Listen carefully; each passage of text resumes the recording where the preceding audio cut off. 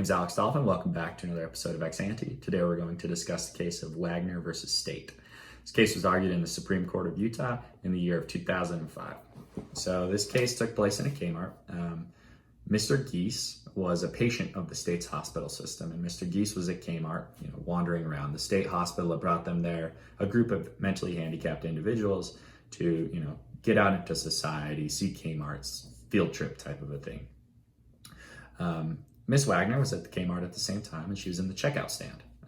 When she was going to check out for her goods, Mr. Geese, a patient of the state's hospital system, came behind Miss Wagner, grabbed her by the back of the head, yanked her hair, and threw her to the ground. Miss Wagner was frustrated by this, so her and her husband filed suit against the state, saying that the state was negligent in that it failed to supervise Mr. Geese in a sufficient way to prevent him attacking her at the checkout stand. They sought a negligence claim against the state, and in the trial court and the appellate court, the state said that, well, we're not really focused on a negligence claim. This isn't negligence. What happened here was battery. And because battery was the tort committed against Miss Wagner can't recover against the state for it. That's because it was codified in statute that the state is granted immunity from all battery claims. So you can see why the state argued that it was clever. They said that, if this is actually a battery, you can't recover against us. The trial court and the appellate court both ruled in favor of the state, saying that what Mr. Geese did at the Kmart checkout stand, that attack was fully a battery. And because it was that, the Wagners couldn't recover. Well, the Wagners weren't pleased with this. They appealed it to the Utah Supreme Court. And though they wanted to talk about the negligence claim, the Wagners did, ultimately the court focused on the battery issue.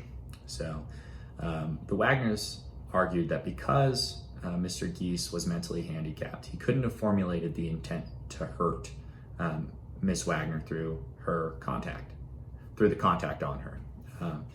Because of that reason, they said that, this isn't battery, you should hold the state liable, because if it's not battery, we can hold the state liable. The court held in favor of the state of Utah. They said that Mr. Geese's attack was in fact a battery.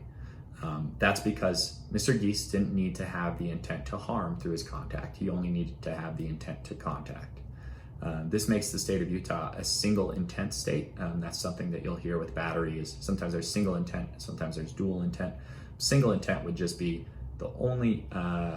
it's only sufficient to display that the defendant, in this case Mr. Geese, had an intent to contact Miss Wagner. That's the single intent that's required to justify battery in this case.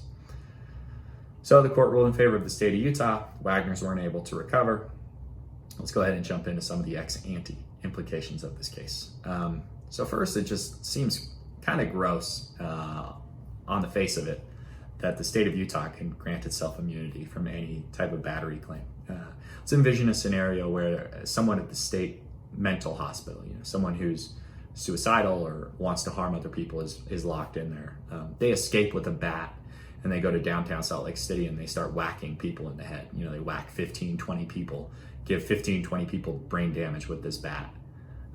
Well, don't come suing the state because they are immune from battery. So you're not going to get any liability against the state there. Feels a little gross, right? The state has a duty to care for those patients.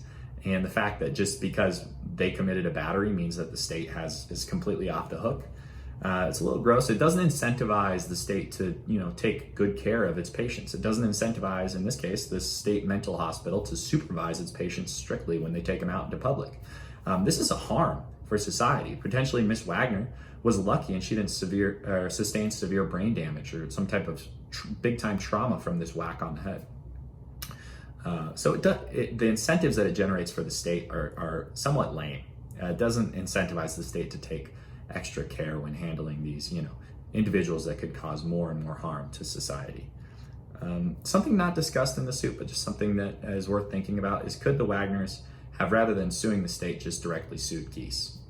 If the state holds that Geese committed a battery, well, if he committed a battery, why can't we sue Geese?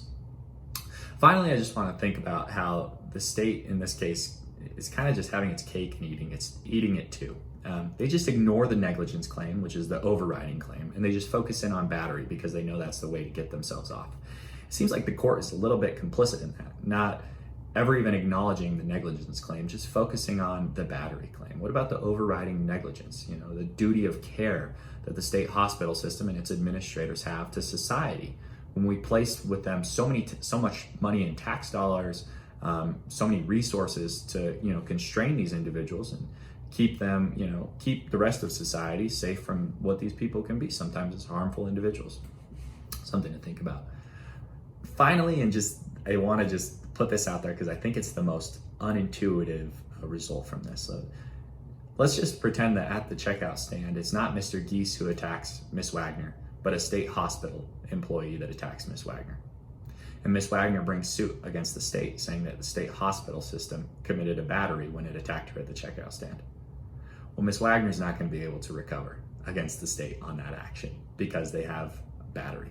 Because they have immunity from battery. It has nothing to do with the fact that Geese is a mentally handicapped individual. It has completely, it is dealing with the battery, the immunity from the battery for the state. So let's just think about this also. Why did the state enact that type of a statute? Did they enact that type of a statute likely because police officers, right? They didn't want individuals to be able to sue police officers if an interaction gets rowdy. Because if that's the case, that makes sense, right? That's a scenario that probably happens every day in life. But I don't think the legislature's purview when they passed this statute, I don't think they were thinking about protecting the state from this type of a claim that was generated here in this case. So definitely a very textualist interpretation of the statute. They didn't read much into the legislative intent behind it because it's not likely that the intent of the legislature was to protect the state from Ms. Wagner's claim here.